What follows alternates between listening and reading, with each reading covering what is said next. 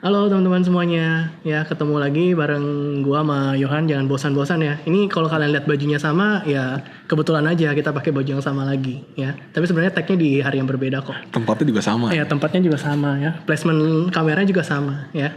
Nah di video-video yang sebelumnya tadi teman-teman udah saksikan ya bahwa kita ada ngomongin mengenai password ya. Si Yohan juga ada ngomongin nih gimana polisi password yang baik. Nah kali ini kita pengen gali lagi nih deep. Sebenarnya kalau orang buat password itu apakah cukup alphanumerik saja gitu ya, atau perlu kombinasi yang lain yang commonly mungkin saya nggak tahu nih, mungkin saudara teman-teman atau mungkin papa mama gitu kan mungkin pada pakai passwordnya mungkin hari ulang tahun atau hari ulang tahun anaknya gitu ya. Nah kira-kira gimana tuh Yohan? Oke, jadi ya sebenarnya gini ya, password itu sebenarnya banyak nih dilemanya nih kita ngomongin password. Kenapa? Karena kita bikin terlalu susah, kita susah ngafalnya. Benar. Kita bikin terlalu gampang, nanti ditebaknya gampang. Kita mau bikin tadi tuh contoh tanggal lahir, itu kan salah satu yang gampang ditebak tapi gampang diingat. Benar. Nah kita tuh maunya yang gampang kita ingat, tapi hampir nggak mungkin buat ditebak sama orang lain. Iya idealnya gitu ya. Idealnya maunya gitu Gampang kan. diingat tapi nggak mudah ditebak. Nah, alasan tadi kenapa kita mesti gabungin alfabet sama numerical itu adalah biar kombinasinya tuh banyak. Kalau kita mau nge-brute force, apa sih brute force? Mungkin nanti kita akan bahas ya di video selanjutnya. Cuman secara simpel brute force itu kayak kita maksa. Jadi contoh gini, saya masukin username nih, Yohan. Nah terus saya mau coba nih passwordnya, misalkan 11111111. Oh salah, nanti akan dicoba lagi di angka selanjutnya yaitu 11111112. Jadi coba kombinasinya gitu Coba ya. kombinasi Coba terus-terusan. semua kombinasinya. Nah kita coba berpikir kalau misalkan, oh dia cuma pakai angka, artinya ya cuma ada kombinasi antara 0 sampai 9. Oke. Tapi kalau misalnya ditambahin alfabet, ada lagi tambahan dari A sampai Z. Benar. Jadi kombinasinya jauh lebih banyak gitu ya. Kenapa sih kok butuh kombinasi lebih banyak? Karena zaman dulu itu komputer kalau disuruh nge-brute force ya dari 0 sampai 9 sebanyak 8 digit aja itu butuh waktu lama banget. Tapi semakin kesini kan sudah semakin berkembang. Bahkan di saat mungkin kita ngerekam ini tuh Intel lagi merencanakan buat bikin gen ke-10-nya. Buat ngalahin AMD 4th generation ya. Nah, AMD. buat ngalahin AMD. Nah, ya saya nggak tim apa-apa sih. Saya tim yang bagus dan murah aja lah. Ya. Oke. Nah kan juga kan lagi ada desas-desus nih kan. Lagi dikembangin satu teknologi namanya itu adalah quantum computing. Yang dimana nanti computing power akan ngejam tuh langsung. Yang mungkin sekarang, anggapnya sekarang kecepatannya 10 kali lipat. Mungkin nanti akan langsung ke 10.000 kali lipat. Atau mungkin ke 1.000 ya. Saya nggak gitu ngikutin si topik ini. Tapi kenapa alasannya kok password dibikin lebih tambah lama makin ribet sih? Sebenarnya bukan bikin lebih ribet, tapi memang karena biar kalau di brute force itu nggak cepat ketemunya. Di power yang sekarang itu 8 panjangnya 8 itu bisa hanya dalam waktu hitungan detik aja. Maksudnya di bawah 1 menit itu bisa. Karena jadi computingnya capable ya. Iya, computingnya sudah capable sekarang dan teknologi juga sudah murah lah dibilangnya dibandingkan zaman dulu. Itu kenapa kita butuh password yang kompleks. Nanti mesti tahu dulu nih kenapanya. Nah sekarang gimananya mungkin ya. Benar, ya gimana ini? Nah jadi kalau gimananya itu adalah tetap sama seperti tadi kita butuh simbol. Kenapa? Kalau kita butuh simbol. Simbol ini angka, kayak tanda seru, tanda tanya, dolar, strip, plus. Nah kenapa kok kita butuh simbol? Karena gini, kalau kita punya password dan kita punya kombinasi beda-beda, itu akan mempersulit kita. Satu. Ya. Yang kedua adalah kita kalau misalnya kita nggak nyatet, kita akan lupa. Tapi kalau kita nyatet, catatan kita hilang, ketahuan sama orang. Benar. Ya, jadi kita mesti tetap pakai simbol, pakai angka, sama pakai huruf. Sebenarnya ada beberapa website yang bahkan lebih kompleks lagi nih, pakai huruf gede sama huruf kecil. Nah, ini kan gimananya ya. Nah, sekarang mungkin pertanyaannya adalah gimana ngafalinnya kalau banyak begini kombinasinya? Ya nggak mungkin. Itu baru satu platform ya, satu platform e-commerce. Misalkan teman-teman punya 3 platform e-commerce ya, gimana cara nyimpannya? Misalkan kalau loginnya pakai daftar sign up gitu ya, kalau sign upnya pakai Google Facebook mah berbeda ceritanya. Iya gitu benar-benar. Oke, gimana tuh yuk? Nah jadi kalau misalkan kita bilang gimana sih cara ngafalin yang gampang? Ada beberapa cara. Cuman sebelum masuk ke cara ini, saya pertama tuh dulu sering banget yang ngomong ke orang kalau mau bikin password itu, bikinlah password yang gak ada hubungannya sama hidup kita. Jadi misalnya kita memakai suatu kata, tapi kata ini tuh gak ada hubungannya erat sama hidup kita. Jadi jangan pakai kata yang, oh ini nama binatang peliharaan saya, oh ini nama pemain bola favorit saya, oh ini nama pemain basket favorit saya. Kenapa? Karena ya itu tadi mudah ditebak.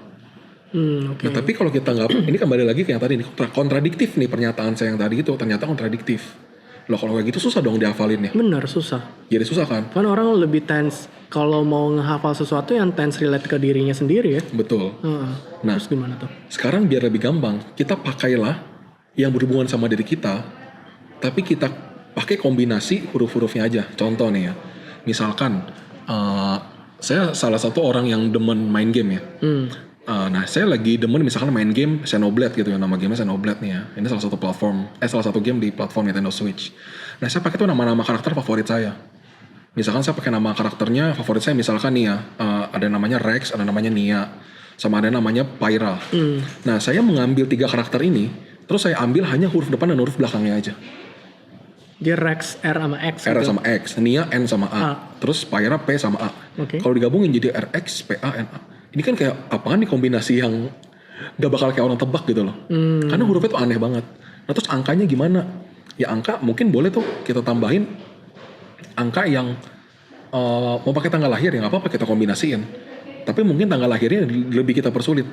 Tanggal lahir plus 5 gitu ya. Tanggal lahir plus 5 Plus atau 2X. tanggal lahir atau pakai rumus ya tanggal lahir plus 2x. Pakai deret ya. Pakai deret matematika gitu nggak apa-apa. Jadi misalnya kita akan ingat terus nih misalkan tanggal lahir ya. Contohnya anggapannya tanggal lahir saya tanggal 32. Oke. Kan nggak mungkin tanggal 32 ya. Tanggal 7 lah 7. Ya tanggal 7 Februari ya. 93 ya. Nah terus saya punya angka favorit nih. Misalnya angka favoritnya 13.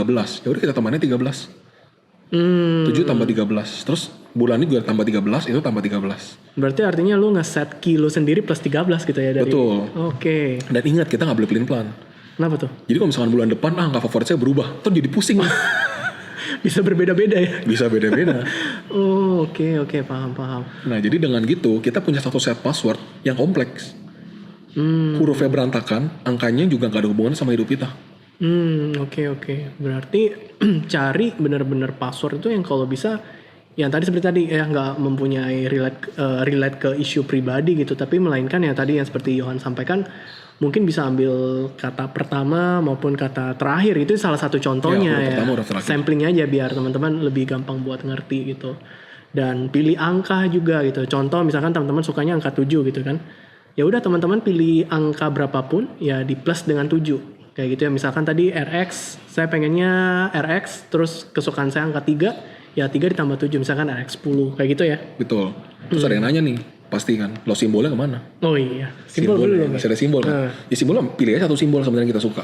Tanda seru misalkan. Kan seru, ya udah taruhnya depan atau belakang. Tapi kalau untuk ngomongin mengenai kekuatan password, ada nggak sih kayak misalkan saya harus punya 2 simbol, 2 numerik, 2 alfabet itu ada nggak sih ketentuannya atau kayak ya udah ada nggak sih kayak kalau lu mau password yang benar-benar secure itu yang panjangnya kira-kira 20 digit. Yang dimana dalam 20 digit itu dibagi 10 alfabet, 10 numerik atau kayak gitu, ada nggak kayak gitu?